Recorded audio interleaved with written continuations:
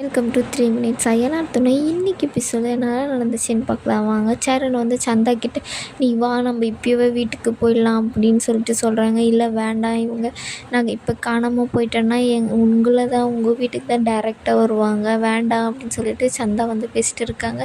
எனக்கு ரொம்ப பயமாக இருக்குது, இந்த 6 மாதத்துக்குள்ளே என் மாமாவுக்கு கல்யாணம் பண்ணி வச்சுருவாங்களோன்னு பேசிகிட்டே இருக்காங்க அப்படின்னு சொல்லிட்டு அந்த மாதிரி சொல்லிட்டு இருக்காங்க. அந்த பக்கம் பார்த்திங்கன்னா பல்லவனை நிற்க வச்சுட்டு வந்தாங்க இல்லையா, அவங்கள வந்து ஒரு 2 பேர் வந்து கேள்வி கேட்குறாங்க. ஏன் இங்கே வந்து நின்றுட்டு இருக்க, என்ன ஆச்சு, யார் நீ அப்படின்னு சொல்லிட்டு.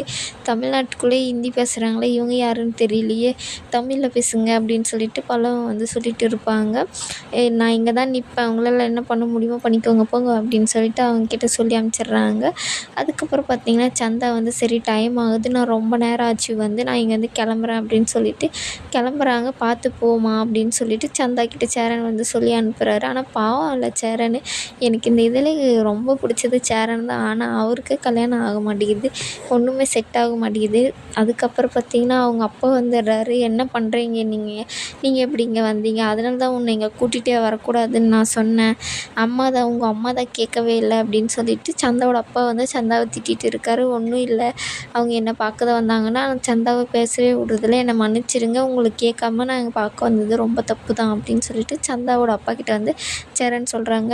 இதை மட்டும் அவன் மாமாவுக்கு தெரிஞ்சிச்சுன்னா என்ன ஆகும் தெரியுமா, எதுக்கு இந்த மாதிரியெல்லாம் வந்து பார்க்குறீங்க, நீங்கள் தான் ஒரு 6 மாதம் டைம் கொடுத்துருக்கீங்கள, அதுக்கு முன்னாடி வந்து பார்த்து தப்பு, 6 மாதம் அவங்களுக்கு பொண்ணே கொடுக்காது, நீங்கள் வேறு நாங்கள் வேறு அப்படின்னு சொல்லிட்டு நீங்கள் அதெல்லாம் எங்களுக்கு செட் ஆகாது அப்படின்னு சொல்லிட்டு சந்தா அப்பா வந்து பேசிகிட்டு இருக்காரு. ஏன் இப்படியெல்லாம் பேசுகிறீங்கன்னு, உங்களுக்கு பொண்ணே கிடையாது, அவங்க மாமாவுக்கு தான் கல்யாணம் பண்ணி வைக்க போகிறேன் அப்படின்னு சொல்லிட்டு அங்கேருந்து கோவமாக சந்தாவை கூட்டிகிட்டு கிளம்பிடுறாங்க.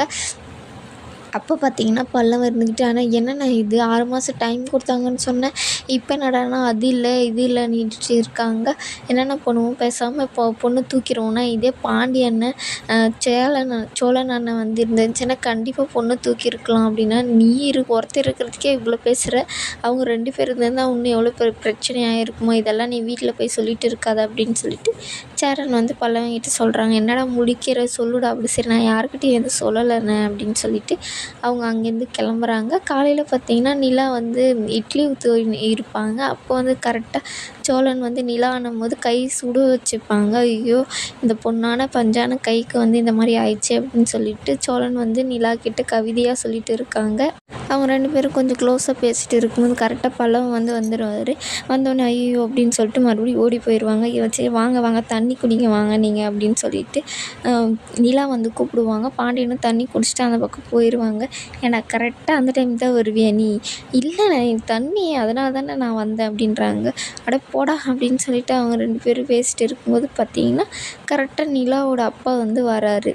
அவங்க அப்பா வந்தோடனே உக்காருங்க வாங்க அப்படின்னு சொல்லிட்டு தண்ணி காஃபி எல்லாம் எடுத்துன்னு வந்து கொடுக்குறாங்க.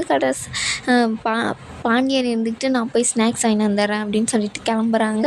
அதுக்கப்புறம் பார்த்திங்கன்னா நடேசன் வந்து எப்படி இருக்கீங்க, நல்லா இருக்கீங்களா, எல்லோரும் எப்படி இருக்காங்க அப்படின்றாங்க. நல்லா இருக்காங்க. இல்லை இங்கே பக்கத்தில் ஒரு கல்யாணத்துக்கு வந்தேன், அதனால தான் பொண்ணை பார்க்கவும் போனேன், தப்பாச்சு இல்லையா, அவளும் கோச்சிப்பா நான் வந்தது தெரிஞ்சா, அதனால தான் பார்க்க வந்தேன் அப்படின்றாங்க. சரி அப்படின்னு சொல்லிட்டு எல்லோரும் உட்காந்து ஜாலியாக பேசிட்டு இருக்காங்க. இதோட இந்த எபிசோடும் முடியுது.